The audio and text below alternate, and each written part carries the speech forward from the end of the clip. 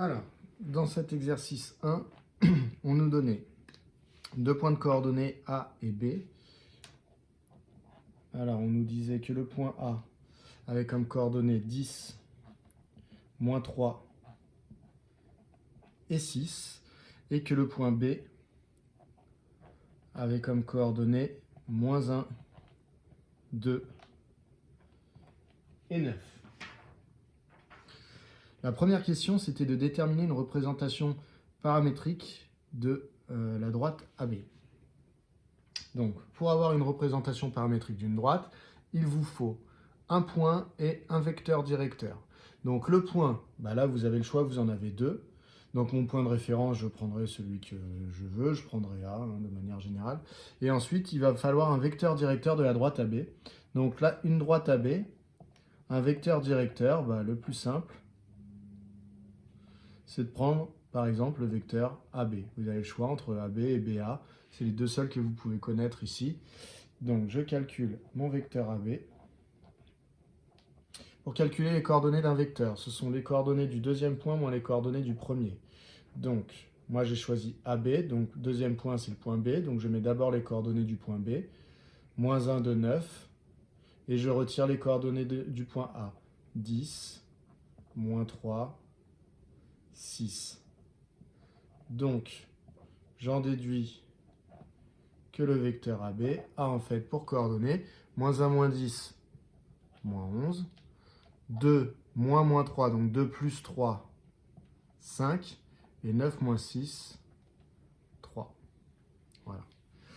Donc, une fois que j'ai mon vecteur directeur de la droite, eh bien, j'applique la formule du cours qui me donne la représentation paramétrique d'une droite. Je vais dire AB dirige, ou plutôt, je vais dire la droite AB. La droite AB passe par A. C'est indiqué dans son nom. Hein, et a pour vecteur directeur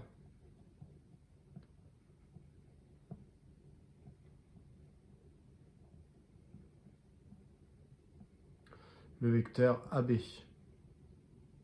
J'ai la place. Hop. Donc, une représentation paramétrique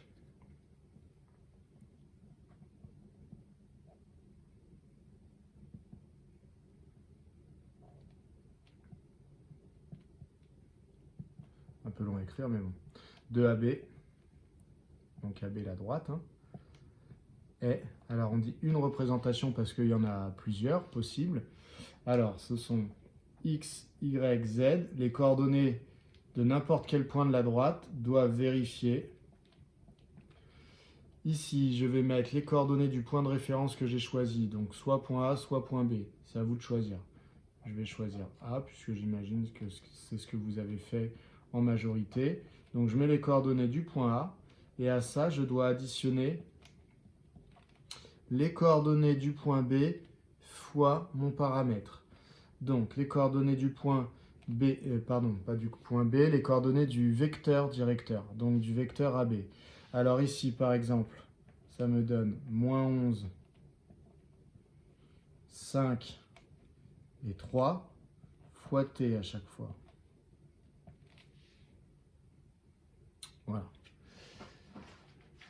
Du coup, ici, ce que je peux faire, je peux modifier un tout petit peu l'écriture. Quand j'ai plus moins 11 fois T, je peux tout simplement dire moins 11T. Hop, je rectifie. Moins 11T avec T qui décrit en fait tout R. Voilà pour la représentation paramétrique que j'ai décidé d'exhiber. Alors, pour cette question, on me donne un point C. Là, j'ai réécrit la représentation paramétrique de la droite AB. On me demande est-ce que le point C appartient à la droite AB. Donc, autrement dit, est-ce qu'il existe une valeur du paramètre T pour laquelle je me retrouve avec le X de C, le Y de C et le Z de C. Car si C appartient à la droite, eh bien ça veut dire que ces coordonnées peuvent être obtenues avec ce système ici. avec une valeur de t. C'est-à-dire que par exemple, en remplaçant t par 4, ici, ici et ici, eh ben, ça me donnerait le bon x de c, le y de c, le z de c. Alors j'ai dit t égale 4, c'est un exemple, puisque je n'en sais rien encore. Pour savoir si ce t existe, eh bien, je vais poser mes contraintes. Je vais dire le x, donc 10 moins 11t, devrait être égal à moins 51 sur 6. Donc je vais poser mon système, je vais dire moins 51 sur 6, pardon, moins 51,6 doit être égal à 10 moins 11t. Ça, c'est la contrainte de ma première équation. Le y, 25, il faudrait que lui, il soit égal à moins 3 plus 5t. Et le z, qui vaut 22,8, pour que c soit sur la droite, il faudrait que le fameux t donne que 6 plus 3t soit égal à 22,8. Donc pour savoir si un point appartient à une droite, je mets ses coordonnées à la place de x, y et z, et je regarde si j'ai un seul et même t pour chacune des équations. Donc ce système, tout ce système, est équivalent à celui que je vais marquer maintenant. Alors mon but, c'est d'isoler t dans chacune des équations pour savoir ce qu'il vaut. Alors, je vais retirer 10 des deux côtés ici, donc ça va me faire moins 61,6 égale, donc j'ai retiré 10, donc je ne le vois plus ici, et égale moins 11t. Dans l'équation suivante, je vais rajouter 3 des deux côtés pour qu'il n'y ait plus le moins 3. Donc ça va faire 25 plus 3, 28. Et ici, je vais me retrouver avec 5t. Et ici, je vais retirer 6 des deux côtés. Donc 22,8 moins 6, ça fait 16,8. Et ça doit me donner normalement 3t. Donc je continue. Mon système est équivalent à t égale, alors t qu'est-ce qu'il vaut? Il doit être égal sur la première équation à moins 61,6 divisé par moins 11. Donc moins 61,6 divisé par moins 11. Alors je vais peut-être pouvoir faire le calcul. Alors je prends ma calculatrice, je le tape, et moins 61,6 divisé par moins 11, ça fait en fait 5,6. Le t pour la deuxième ligne, pour la deuxième équation. Donc t vaut 28 divisé par 5. Donc 28 divisé par 5. Si je le tape sur ma calculatrice, 28 divisé par 5, ça me donne également 5,6. C'est pas arrondi, hein, c'est des valeurs exactes. Et dans la dernière équation, la solution t, c'est 16,8 divisé par 3. Et 16,8 divisé par 3, ça vaut, d'après ma calculatrice, 5,6. Donc, j'ai trouvé le même t pour chacune des équations. Ce qui veut dire que si je prends t égale 5,6 et que je le mets à la place de t ici, 5,6, eh bien, je vais trouver pour la première équation moins 51,6, pour la deuxième 25 et pour la troisième 22,8. Donc, C appartient à la droite AB. Et donc, en fait, si on prend l'analogie avec la photo, à quel moment je dois prendre la photo pour que mon objet soit au point C, quand il parcourt la droite AB, eh bien, c'est au temps t égale 5,6. Voilà pour cette question. Alors, on me donne une droite delta avec une représentation paramétrique de cette droite. Et on me demande de trouver, pour la question petit a, de citer les coordonnées d'un vecteur directeur de delta. Alors, tout simplement, les coordonnées d'un vecteur directeur, ce sont les coefficients qui accompagnent le paramètre. Donc je vais dire, on ne m'avait pas donné de nom dans l'énoncé, donc je vais l'appeler U. Je vais dire U de coordonnées, donc je lis ce qui accompagne le paramètre, donc 53,9. Ici, le coefficient qui accompagne t, c'est moins 24,5. Et ici, moins 14,7. Donc U est directeur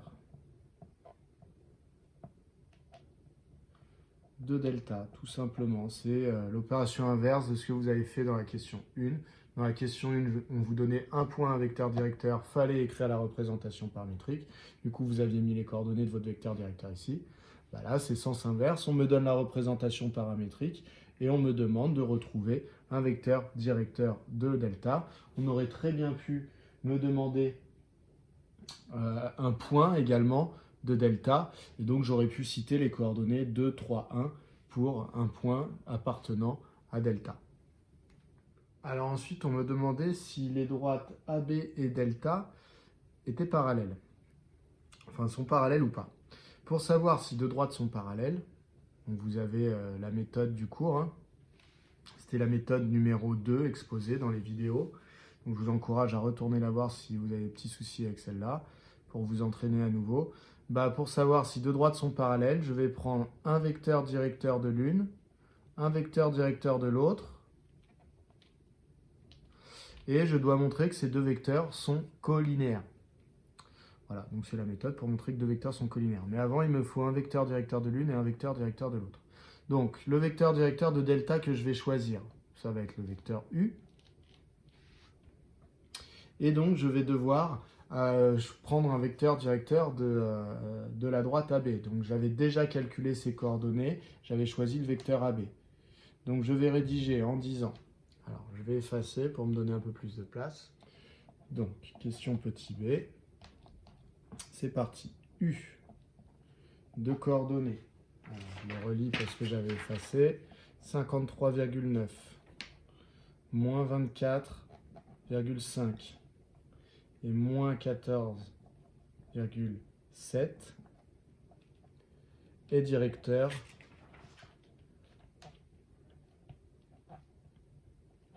de delta.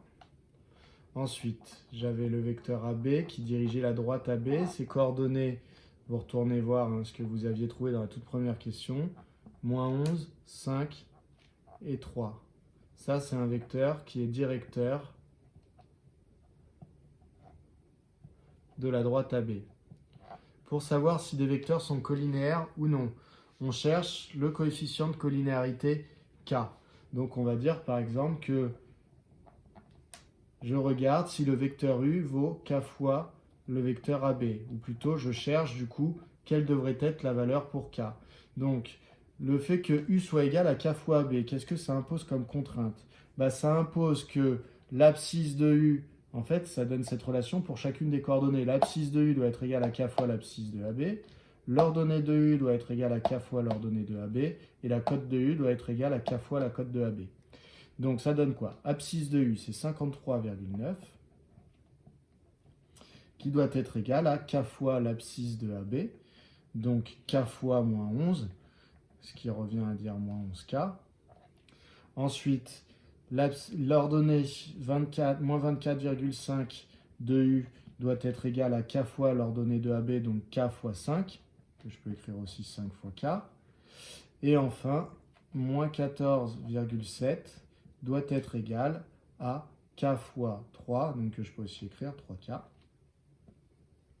Et donc, il faut que je regarde si c'est la même solution K pour chacune des coordonnées. C'est parti, donc K, d'après la première équation, il doit valoir 53,9 divisé par moins 11. Donc, je prends ma calculatrice. 53,9 divisé par moins 11. Ça me donne moins 4,9. Pour la deuxième équation, K doit être égal à moins 24,5 divisé par 5. Je tape à la calculatrice. Moins 24,5 divisé par 5. Ça fait moins 4,9 également. Et pour la dernière, K est égal à moins 14,7 divisé par 3. Donc moins 14,7 divisé par 3. Ça fait également moins 4,9. Donc ça veut dire que j'ai trouvé une solution à mon système ici, c'est-à-dire à cette équation-là.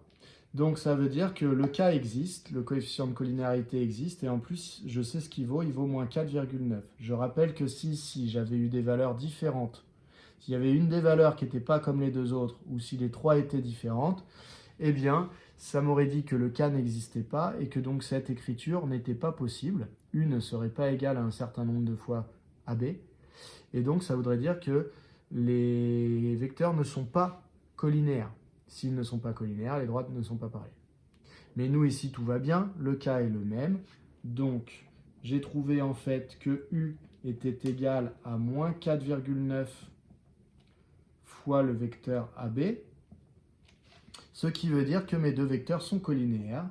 Donc, U et AB sont collinéaires.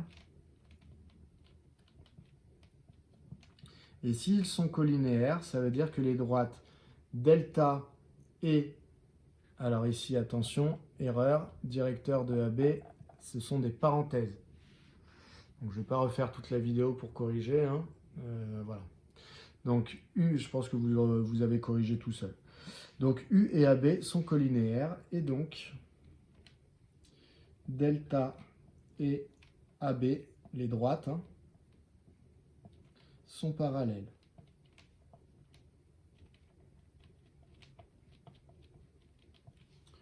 Voilà pour cette question. Alors, dans cette dernière question de l'exercice 1, on me demandait de donner les coordonnées de deux points de mon choix qui étaient situés sur delta. Donc j'en ai déjà un petit peu parlé tout à l'heure. Il faut regarder la représentation paramétrique. Et pour avoir des points de delta, je peux en avoir en fait autant que je veux. Il suffit que j'impose une valeur à t. Et donc le point de coordonnées x, y, z que j'aurai trouvé en remplaçant t par une même valeur dans les trois équations sera un point de la droite delta. Puisque les points de la droite delta, ce sont les points qui ont pour coordonnées x, y, z qui vérifient justement une égalité comme ça avec un même t sur les trois lignes. Alors le plus simple, pour le premier, c'est de choisir t égale 0. Ce qui va avoir pour effet ici 53,9 fois 0 va disparaître, moins 24,5 fois 0 idem, et moins 14,7 idem. Donc je vais obtenir tout simplement 2, 3, 1. En réalité, c'est le point de référence. Donc ce point-là est un point de delta. Donc premier point que je peux citer, alors je peux donner des noms. Hein. Je vais donner le nom E. E de coordonnées 2, 3, 1 appartient à delta.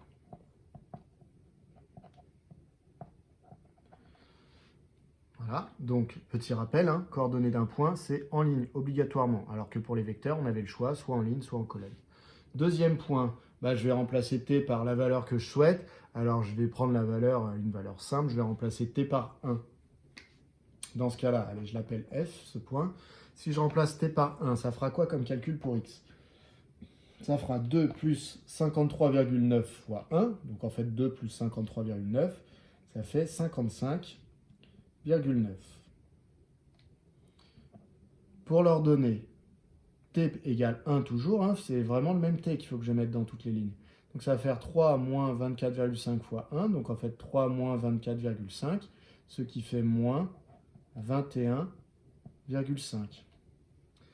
Et enfin, je remplace par t dans la dernière équation, ça va me donner z, ça me donne 1 moins 14,7 fois 1, donc 1 moins 14,7, ce qui me fait moins 13,7. Ce point-là appartient aussi à delta.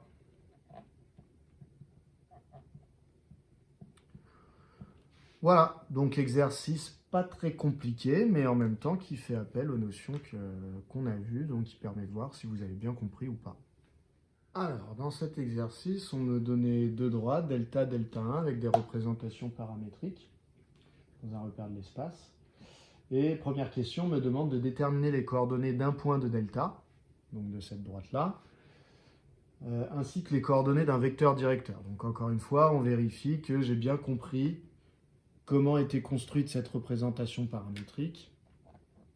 Donc pour avoir un point de delta, je vais prendre le point de référence, celui qui est obtenu en remplaçant t par 0, c'est-à-dire le point de coordonnées 1, 0, 3. Alors attention, ici vous voyez que y est égal à 5t, c'est-à-dire qu'on ne voit pas de constante devant. Si vous ne voyez pas de constante devant, c'est que c'était 0 plus 5t. Donc ça me donne 1, 0, 3. Donc ce point, est-ce que je dois lui donner un nom particulier? Non, il n'y a pas d'autre point dans l'exercice, donc je vais l'appeler A. A de coordonnées 1, 0, 3 appartient à delta. Donc j'ai donné un point de delta. Si j'avais pris une valeur de t autre, par exemple 1, 2, 3, moins 4, 20, etc., mais le même pour les 3, ça m'aurait donné d'autres coordonnées, donc ça m'aurait donné d'autres points de delta. C'était tout à fait faisable. Mais dans ce cas-là, si vous en donnez un autre, il faut que vous me précisiez quand vous rédigez que vous avez choisi par exemple t égale 2, pour pas que le correcteur ait à chercher. Là, il n'y a pas de problème. Si vous lui donnez 1, 0, 3, c'est celui auquel il s'attend. Donc, pas de besoin d'expliquer forcément que c'est avec t égale 0. Ensuite, on me demande les coordonnées d'un vecteur directeur. Pour avoir un vecteur directeur, les coordonnées sont les valeurs, les coefficients qui accompagnent le paramètre. Donc, ça va être 2 pour l'abscisse, 5 pour l'ordonnée et moins 1 pour la cote. 2, 5, moins 1. Ça, lui, il est directeur de delta. Alors, on aurait pu me demander pareil avec la droite delta 1, mais en fait, c'était juste pour vérifier que vous saviez trouver un point et un vecteur directeur quand vous avez une représentation paramétrique de droite. Voilà pour cette question 1. On va du coup passer à la deuxième. Alors, question 2. Donc, c'était des rayons laser, hein, les droites représentaient des rayons laser. C'est juste histoire de donner un petit contexte. Et donc, on vous disait, les droites représentant les rayons laser sont-elles séquentes? Donc, est-ce que les rayons laser vont se couper? Alors, pour savoir si deux droites sont séquentes, en fait, on va rechercher les points d'intersection, les coordonnées du point d'intersection. Donc, on cherche un point dont les coordonnées vérifient la représentation paramétrique de delta pour une valeur de t donnée, mais vérifie également la représentation paramétrique de delta 1 pour une valeur k donnée. Pourquoi? Parce que le point d'intersection de deux droites, c'est un point qui appartient aux deux droites à la fois. Donc comme il appartient à delta, il doit vérifier cette représentation paramétrique, et comme il appartient aussi à delta 1, ses coordonnées doivent aussi vérifier cette représentation paramétrique. Autrement dit, son x, il doit valoir 1 plus 2t, mais aussi moins 1, moins 4t, moins 4k, pardon. Donc, ça veut dire que 1 plus 2t doit être égal à moins 1, moins 4k, puisque mon point, il a un certain x, il a une certaine abscisse, donc son abscisse, elle doit à la fois être égale à ça et à ça, ce qui veut dire que ça égale ça. Son ordonnée doit être à la fois égale à 5t, mais en même temps à 43 plus 2k. Donc 5t doit être égal à 43 plus 2k. Et enfin, sa cote doit être égale à 3 moins t, mais également à 8 plus 3k. Donc 3 moins t égale 8 plus 3k. Je vais chercher à résoudre ce système. Donc il faut que je trouve la valeur des inconnus t et k. Quand j'en suis là, j'observe un petit peu et je me demande est-ce qu'il n'y a pas une équation qui peut m'éviter un petit peu des calculs avec des fractions. Bon, je regarde un petit peu ici. Je m'aperçois que la dernière, elle n'est pas trop mal, puisque là, vous voyez, j'ai 3 moins t. Donc, j'ai un coefficient égal à moins 1 devant t, donc il va être très facile à isoler t. Alors que dans les autres équations, je m'aperçois que pour isoler t, là, par exemple, il va falloir que je divise par 5. Là, si je veux isoler t, il faudra que je divise par 2. Bon. Là, je me dis ici, c'est pas trop mal. Donc, je vais prendre ma dernière équation ici. Et je vais essayer d'isoler t. Alors, si j'isole t, je vais plutôt l'isoler dans le membre de droite. Comme ça, de moins t, ici, je vais passer à t. Donc t est égal à quoi?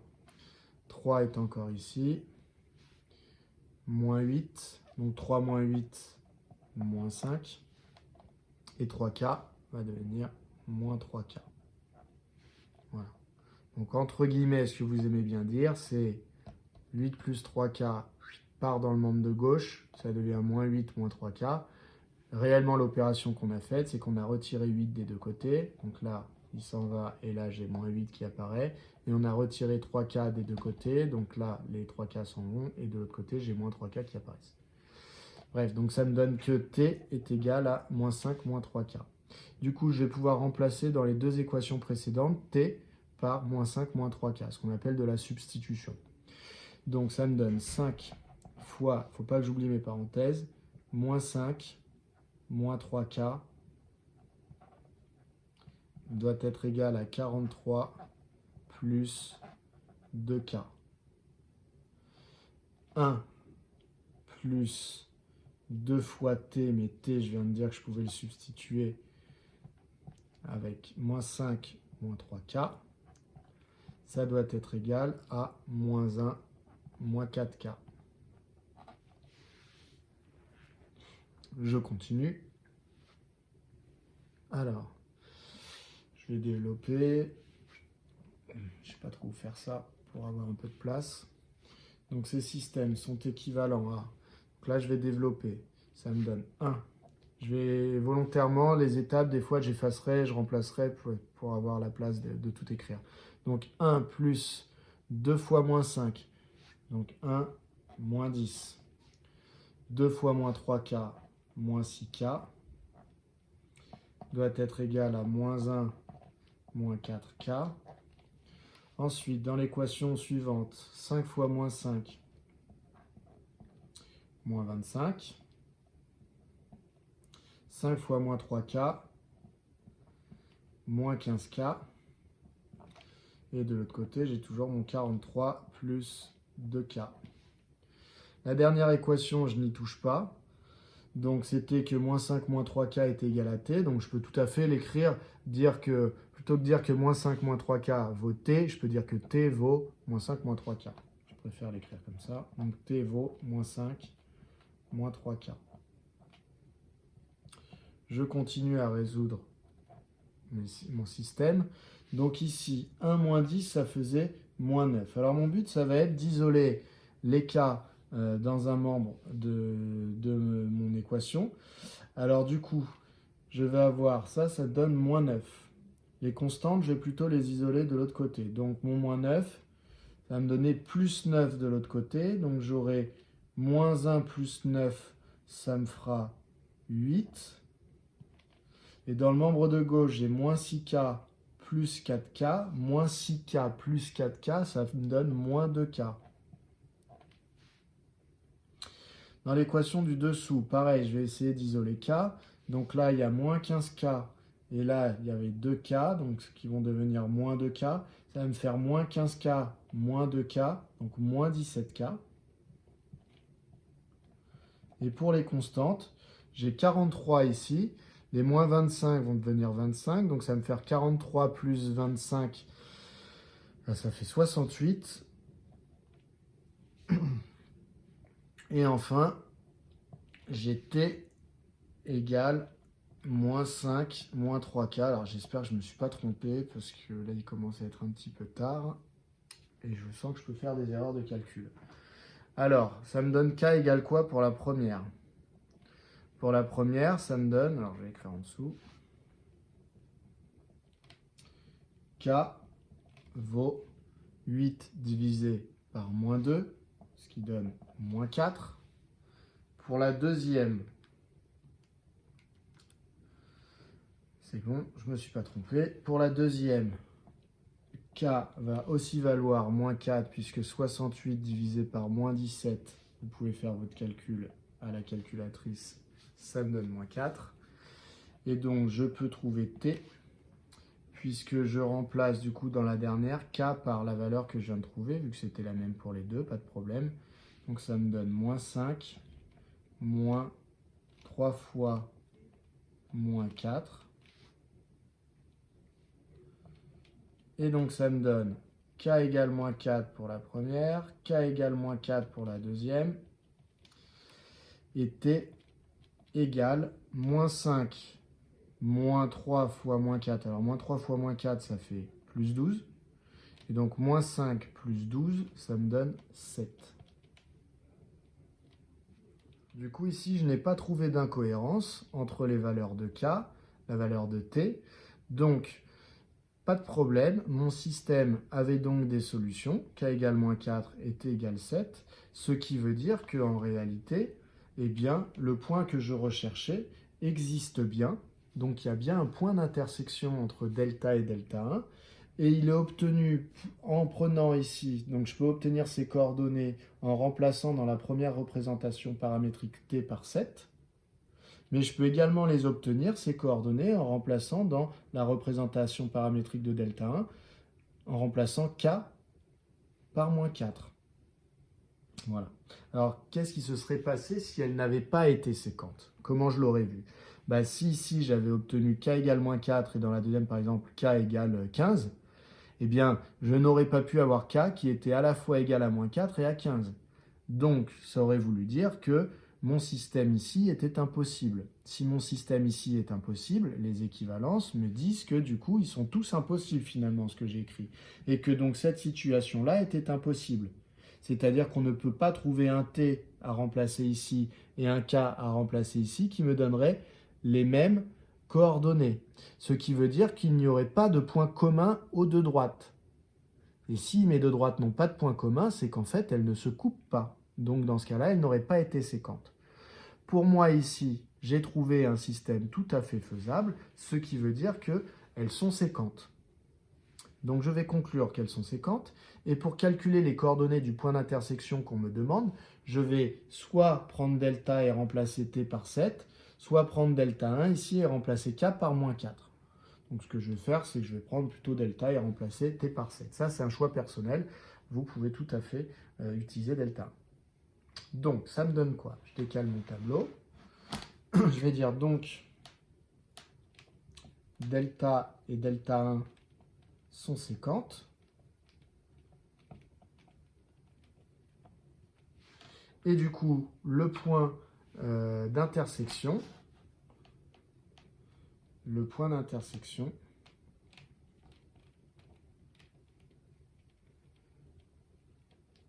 a pour coordonnées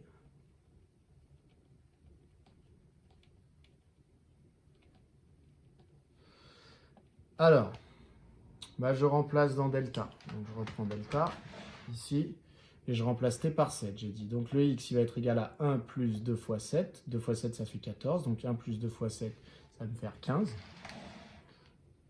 Donc 15 pour l'abscisse de mon point d'intersection. L'ordonnée 5 fois 7, donc 5 fois 7 ça me donne 35. Du coup, hop, j'écris 35. Et pour la cote, je remplace t par 7, ça fait 3 moins 7, ce qui donne moins 4. Donc ici, mon point d'intersection a comme cote moins 4. Voilà. Donc, mes droites sont séquentes et le point d'intersection, j'ai su trouver ses coordonnées. Voilà pour cet exercice. Alors, dans l'exercice 3, on me donnait une structure de jeu d'enfant dans un parc.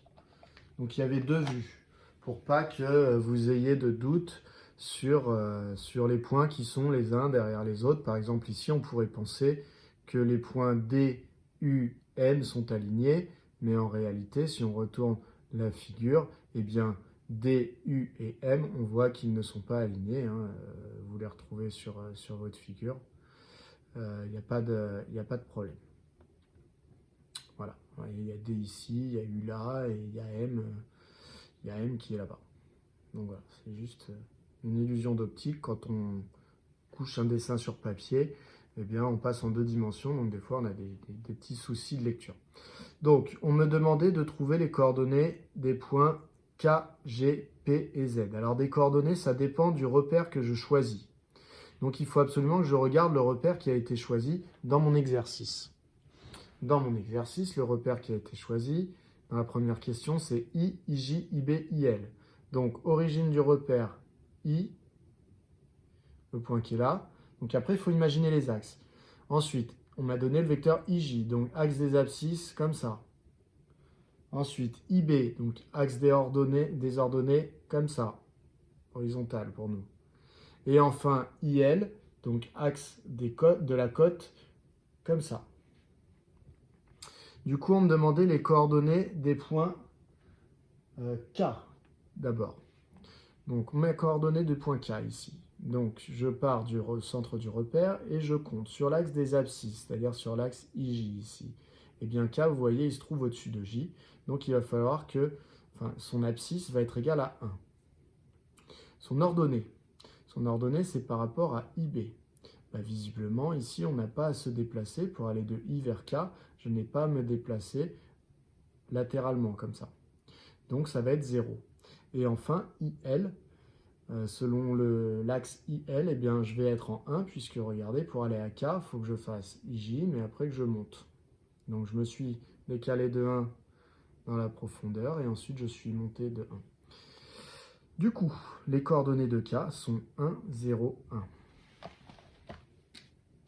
Donc K a pour coordonnées 1, 0, 1. Ensuite, les coordonnées de G. Alors G, il est ici. Donc en partant de I, tout d'abord, il faut que je me décale de 1 pour m'aligner avec J, puisque je vois que G, il est sur la face du milieu de ma structure. Donc 1 pour l'abscisse. Pour l'ordonnée, il faut que je me décale de 2. Donc 2 pour l'ordonnée. Et pour la cote, il faut que je monte de 1. Donc ça fait 1, 2, 1 pour les coordonnées de G.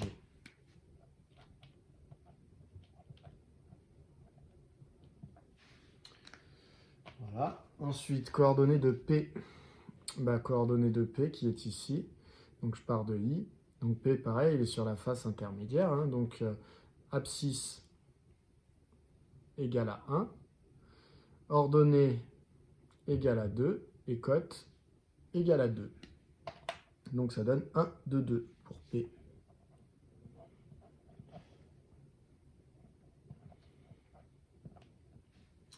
Et enfin, on me demandait Z. C'est bien ça? Oui, c'est bien ça. Alors pour Z, en partant de I, je me décale de 2 pour venir sur la face qui est vraiment toute devant. 2 pour les abscisses, je me décale de 1 pour les ordonnées. Et je ne monte pas, je ne descends pas, donc 0 pour la cote. Donc 2, 1, 0. Donc Z, coordonnées 2, 1, 0. Voilà pour ça, pour cette première question. Donc c'est assez, voilà, c'est assez intuitif. À expliquer, c'est pas simple. Donc voilà. Alors pour cette deuxième question, on me demandait les coordonnées de 3 vecteurs, DU, CZ et KW. Et donc les coordonnées d'un vecteur, on peut les donner dans un repère, mais on peut aussi les donner dans une base. Qu'est-ce qui change entre un repère et une base? Vous voyez, dans un repère, il y avait un point de référence, l'origine du repère, alors que dans une base, il n'y a pas besoin d'origine de repère, puisque quand on parle de vecteur, en fait, vous savez qu'un vecteur, on peut le représenter, il peut avoir des coordonnées fixes et on peut le représenter un peu partout sur la figure. Voilà, donc l'origine du repère n'est pas, on n'en a pas forcément besoin, enfin, on n'en a pas besoin pour donner les coordonnées du vecteur. Donc pour donner les coordonnées d'un vecteur, c'est vraiment juste une base. Bon, passer ces petites explications, je regarde la base Mn, Md, Mp. Donc ça me définit abscisse, ordonnée, cote. Donc je regarde Mn, c'est ici. Donc c'est dans ce sens-là. Md, dans ce sens-là. Et Mp, dans ce sens-là. Donc maintenant, je regarde, on me demande DU. Donc je pars du point D, je dois aller jusqu'au point U. Alors, D, il est sur la face du fond. Donc, est-ce que je dois me déplacer selon Mn, la première coordonnée, pour aller de D vers U? Oui, il va falloir que je me déplace ici de 1. Donc ça va me faire 1 en abscisse. Ensuite, au niveau des ordonnées. Les ordonnées, c'était MD. Donc MD, est-ce que je dois descendre pour aller de D vers U? Non. Donc ordonnée égale à 0. Donc pour l'instant, ça fait 1, 0. Et au niveau de la cote c'est MP.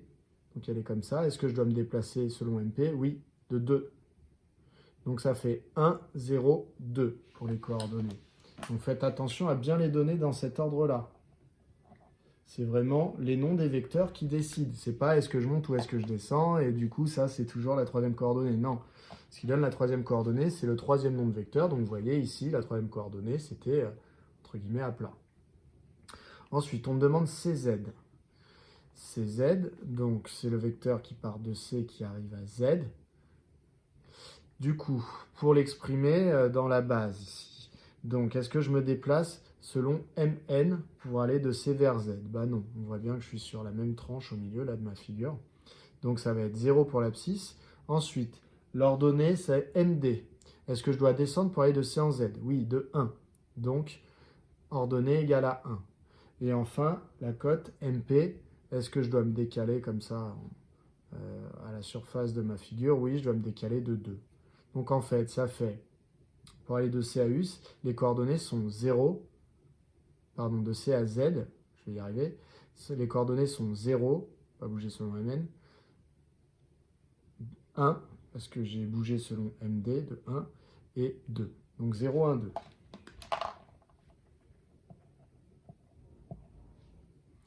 Pour KW, donc KW, K est ici, W est là.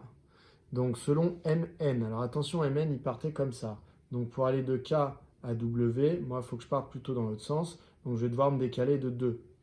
Donc, abscisse, 2.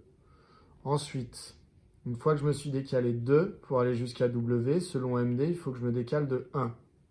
Donc, ordonnée égale à 1. Et enfin, une fois que je me suis décalé de 1 en ordonnée, selon MP, il faut que je me décale de 1 aussi. Donc la cote est égale à 1.